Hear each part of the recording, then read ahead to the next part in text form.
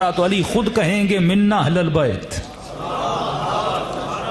اگر یہ وقت ایسے گزارا جیسے حبیب ابن مظاہر نے گزارا تو حسین خود کہیں گے کہ حبیب مجھ سے ہے۔ اگر یہ وقت ایسے گزارا جیسے کربلا میں حر نے گزارا تھا، دیکھیے وقت گزر رہا تھا، عاشورہ قریب تھی، یہ اختیار تھا اس زمانے کے لوگوں کے وجود میں کہ ابن سعد اپنا وقت کیسے گزارتا ہے، شمر اپنا وقت کیسے گزارتا ہے، حر اپنا وقت کیسے گزارتا ہے، حبیب ابن مظاہر اپنا وقت کیسے گزارتا ہے۔ تو وقت کو روک نہیں سکتا، لیکن اس وقت میں زندگی کو کیسے گزارنا ہے یہ تیرے اختیار میں ہے کہ تو مومن بن کے دنیا سے جاتا ہے یا منافق بن کے دنیا سے جاتا ہے۔ امام فرماتے ہیں ہم اسے پسند کرتے ہیں جو اپنے وقت میں نظم کو پیدا کرتا ہے۔ فرمایا وہ علی کا شیعہ ہو ہی نہیں سکتا جس کے وقت میں نظم نہیں ہے۔ عجیب روایت مولا علی کی، امام فرماتے ہیں مومن جب بھی مجلس میں آؤ، کسی محفل میں آؤ، 3-4 نیتیں کیا کرو۔ پہلی نیت یہ ہے کہ جس مجلس اور محفل میں تو جا رہا ہے یہ سوچ کے جایا کر وہ مجلس علم کی مجلس ہونی چاہیے۔ مولا یعنی علم کی نیت کیا کر، کسی بھی ایسی محفل میں نہ جایا کر جہاں پہ تجھے علم نہ ملے۔ 1 گھنٹہ تو کیا 1 لمحہ بھی ایسی محفل میں نہ گزارا کر جہاں پہ تجھے علم نہ ملے۔ مولا دوسری نیت کون سی کروں؟ فرمایا دوسری نیت یہ کیا کر صرف تجھے علم حاصل نہیں کرنا، وہ علم حاصل کر جو علم میں نافع ہو، جو تمہارے وجود کو فائدہ بھی دے۔ یعنی مجلس میں جا، ہر مجلس میں نہ جا، اس مجلس میں جا۔ مجلس یعنی کوئی ایسی نشست، کوئی ایسی محفل جہاں پہ تم جا کر کچھ سنتے ہو۔ اب وہ ٹی وی کی مجلس بھی ہو سکتی ہے، وہ سنیما کی مجلس بھی ہو سکتی ہے، وہ حسین کی مجلس بھی ہو سکتی ہے۔ مجلس یعنی جلوس جہاں پہ تو بیٹھتا ہے اور کچھ سنتا ہے، کوئی ذکر سنتا ہے، تو ایسی چیزوں کو سنا کر جس میں تجھے علم ملے۔ دوسری نیت یہ کیا کر وہ علم حاصل کرو جو علم میں نافع ہو، جس سے تمہیں فائدہ ملے۔ تیسری نیت یہ کیا کر صرف تجھے علم سننا نہیں ہے، علم لینا نہیں ہے۔ تیسری نیت یہ ہے جو علم تو نے حاصل کیا ہے یہ دعا کیا کر کہ خدا اس علم پر تجھے عمل کرنے کی توفیق بھی عطا کرے۔ نعرہ تکبیر،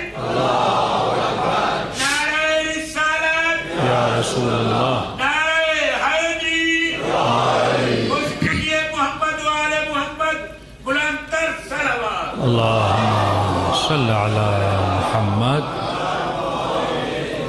تو پہلی نیت میں اس محفل میں جاؤں جہاں مجھے علم ملے، وہ علم حاصل کروں جو میرے لیے باعث نفع ہو۔ بعض اوقات ہم ایسی محفلوں میں جاتے ہیں 1 گھنٹہ گزر جاتا ہے، خطیب سنا کے مزہ لیتا ہے، آپ سن کے مزہ لیتے ہیں۔ آج کل کی مجالس ہیں ذائقے والی، کہ فلاں نے کیسا پڑھا کہ ذائقہ بہت اچھا تھا، کہ فلاں نے کیسا پڑھا کہ مزہ نہیں آیا۔ مجلس کھانا نہیں ہے، بریانی نہیں ہے کہ آپ کھا کر بتائیں کہ مجھے اس میں اتنا مزہ آیا، اس میں اتنا مزہ نہیں آیا۔ مجلس محفل علم ہے، جہاں پہ جاتے ہو تو تمہارے علم میں اضافہ ہو۔ دیکھیے جسم بڑھتا ہے، روح کے بڑھنے کو آپ نہیں دیکھ رہے۔ آپ جب پیدا ہوئے کتنے تھے؟ 6-7 کلو کے، ٹھیک ہے۔ آج آپ کتنے کلو کے ہیں؟ کوئی 60 کا، کوئی 70 کا، کوئی بہت زیادہ۔ تو اس کا مطلب وقت کے گزرنے کے ساتھ ساتھ میرا جسم بڑھ رہا ہے۔ یہ ایک مرتبہ بڑھتا ہے، عروج کی طرف جاتا ہے، یعنی چھوٹا ہوتا ہے تو بڑا ہوتا ہے، پھر اس میں زوال آتا ہے، یعنی جب یہ عروج پہ پہنچ جاتا ہے پھر بڑھاپا آتا ہے، پھر اس کا وزن بھی گھٹتا جاتا ہے، پھر جسامت بھی گھٹتی جاتی ہے، پھر ہڈیاں بھی سکڑتی جاتی ہیں۔ لیکن روح اس طرح نہیں ہے، روح ہمیشہ عروج کی طرف ہوتا ہے، اس میں کبھی زوال نہیں ہوتا۔ یعنی اگر آپ اس گھر میں پیدا ہوئے جس گھر میں علی کی ولایت تھی، جس میں رسالت تھی، جس میں توحید تھی، یعنی پیدا ہوتے ہی خدا نے آپ کو عروج دیا، پیدا ہوتے ہی خدا نے آپ کو مقام معراج دیا، یعنی بغیر محنت کے اس گھر میں پیدا ہوئے جہاں پہ علی کا نام لیا جاتا تھا، بغیر محنت کے اس محلے میں پیدا ہوئے کہ بڑے ہوتے ہوتے اذانوں میں علی کا نام سنا، ذکر اہل بیت کو سنا۔ اب یہ آپ کے ہاتھ پر ہے کہ آپ اپنے ایمان کو وہیں پہ فریز کرتے ہو، روکتے ہو، یا اس ایمان کو بڑھا دیتے ہو۔ روح جسم کی طرح نہیں ہے کہ بڑھنے کے بعد اس میں زوال آ جائے۔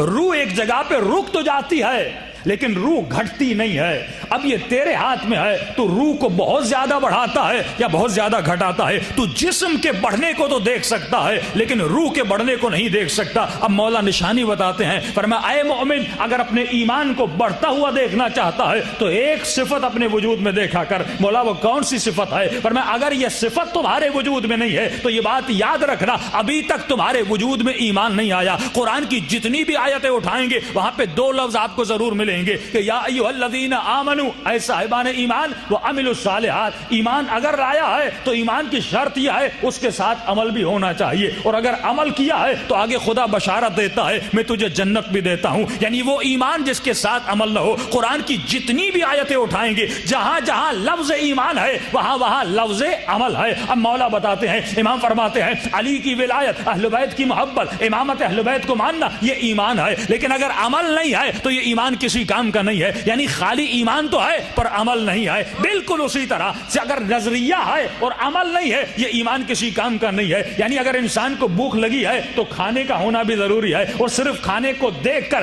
پیٹ نہیں بھرا جاتا, اس کھانے کو چبایا جاتا ہے, اس کے لیے کمایا جاتا ہے, اس کے لیے پیسے خرچ کیے جاتے ہیں, اس کے لیے محنت کی جاتی ہے. بالکل اسی طرح اگر تو ایمان کا طالب ہے تو ایمان کو حاصل کرنے کے لیے اپنے وجود میں عمل بھی پیدا کرنا ہوگا. یہ عمل کہاں پہ پیدا کرنا ہے؟ یہ عمل تمہیں اپنے روح کے وجود میں ڈالنا ہے. یعنی عمل کہاں پہ نظر آتا ہے؟ تمہاری روح میں نظر آتا ہے. اب مولا سے پوچھتے, مولا وہ کون سا عمل ہے جس کو جاننے کے بعد مجھے پتا چلے کہ میں آپ کا شیعہ ہوں, میں آپ کا چاہنے والا ہوں, میں آپ کی ولایت کے دائرے میں رہنے والا ہوں؟ تو امام ایک بہت سمپل سی صفت بتاتے ہیں, بہت آسان سی صفت بتاتے ہیں. پر میں اگر یہ صفت تیرے وجود میں ہے تو مومن سمجھ جانا کہ تمہارے وجود میں ایمان ہے. مولا وہ کون سی صفت ہے؟ پر میں علی والے کی صفت یہ ہے, اگر یہ علی والا ہے تو یہ موت سے بہت زیادہ محبت کرتا ہے.